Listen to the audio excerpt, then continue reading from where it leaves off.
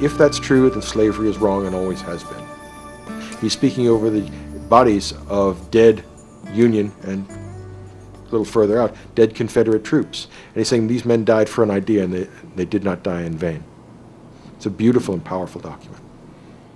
The argument that Lincoln made was that Republican government, self-government, democracy, depended on the preservation of the American experiment in ordered liberty, an experiment that had begun 77 years earlier. And if you count back those 87 years, you don't get to the Constitution. You get to the Declaration of Independence, to 1776, to the great proposition that all men are created equal. There are no natural kings or serfs. All are equal. All have an equal right to participate in self-government, and that people are endowed by God Himself, by their Creator, with unalienable rights. The Gettysburg Address is a classic statement of democratic ideals. It is also one of the gems of American literature. Well, the Gettysburg Address is probably one of the shortest of pieces of American political oratory. It lasted, I think, no more than maybe 2 minutes. And it came at a celebration of what was a great catastrophe for the South. Because after Gettysburg, it is quite clear that, in some ways at least, that the North is going, I think, to prevail in this war. But Lincoln was so overawed by the loss of life that he thought that brevity was the best way of approaching this moment. That from these honored dead, we take increased devotion to that cause for which they gave their last full measure of devotion. It's seen as very uneventful and kind of that it's not very moving to the public, but yet to read it and to go back and reflect on it, it has been hailed as one of the greatest documents of freedom ever. That we here highly resolve that these dead shall not have died in vain, that this nation under God shall have a new birth of freedom, and that government of the people, by the people, for the people, shall not perish from the earth. In the first inaugural, he had pleaded with the South not to secede, not to break up the country over the issue of slavery. In the Gettysburg Address, he had explained to the country and to all who had suffered the loss of fathers and sons and brothers in the war, why the war was necessary, given Southern secession, to preserve Republican government, government of the people, by the people, and for the people. Part of the address states, "The world will little note nor long remember what we say here, but it can never forget what they did here." Lincoln's prediction concerning his words being forgotten proved wrong. His brief address is one of our most important documents of destiny.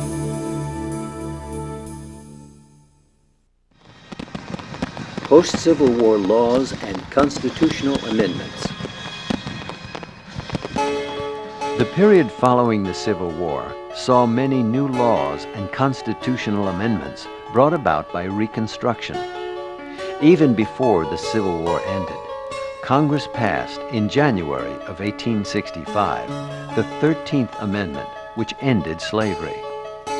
The 13th Amendment states, "Neither slavery nor involuntary servitude, except as a punishment for crime whereof the party shall have been duly convicted, shall exist within the United States or any place subject to their jurisdiction." The 13th Amendment, passed in 1865, makes emphatically slavery illegal, and it goes a step beyond the Emancipation Proclamation and makes it a violation of the Constitution to hold someone as your slave. Shortly after the passage of the 13th Amendment, the Civil War ended in April of 1865, leaving the South in ruins. Generals Robert E. Lee of the Confederacy and Ulysses S. Grant of the Union Army met in a private home in the tiny village of Appomattox Courthouse, Virginia, and sign the papers of surrender. The American Civil War was one of the deadliest wars in United States history. More than 600,000 young American men died. The economy of the South was devastated, and the people of the South, especially freed slaves, were struggling to survive. Reluctant to give up their old ways and treat slaves as free people. To compound the problem, most slaves didn't know any other lifestyle than that of a slave. The government recognized that federal help was necessary. Congress created the Freedmen's Bureau in 1865 to aid the millions of Southerners left homeless and hungry by the war. The Bureau distributed food and clothing, set up hospitals, operated schools, and served as an employment agency for the unemployed. The Freedmen's Bureau played a major role in providing educational opportunities for African Americans who were deprived of an education as slaves. Just 1 month after the Freedmen's Bureau was established, John Wilkes Booth shot President Lincoln as he and his wife attended a play at Ford's Theater in Washington. He died the next morning in a house he was taken to across the street from the theater. We'll never know how Reconstruction might have developed under President Lincoln, but the Freedmen's Bureau was a good start.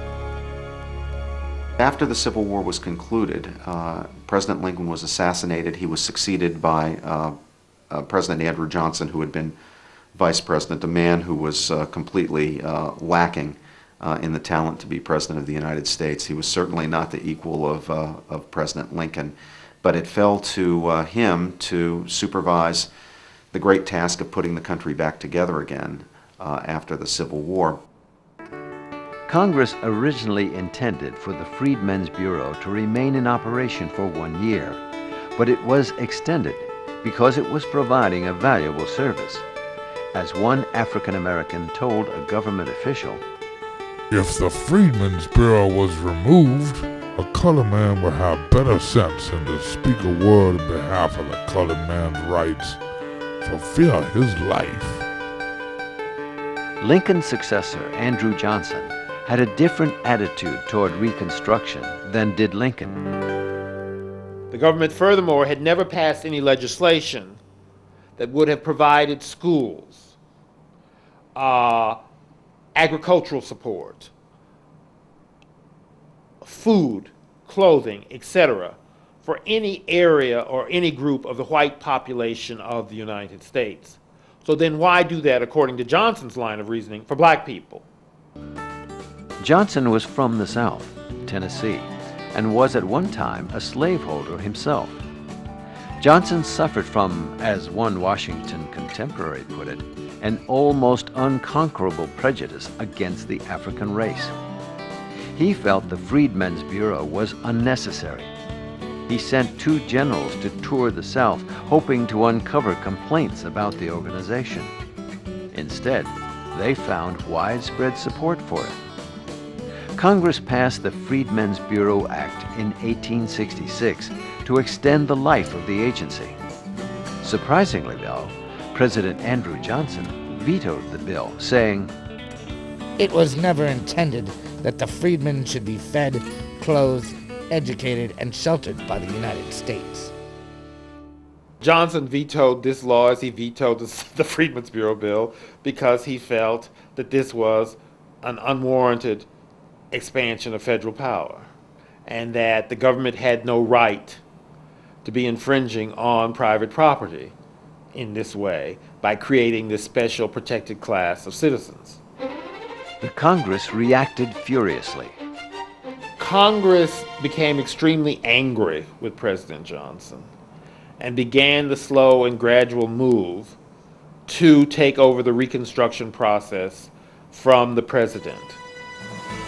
To take the place of the Freedmen's Bureau, Congress immediately passed the Civil Rights Act of 1866, the first civil rights legislation in United States history.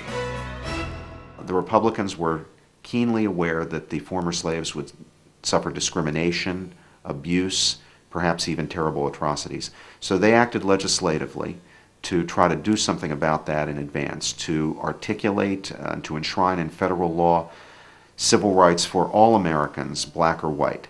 So in 1866, we get our first ever Civil Rights Act.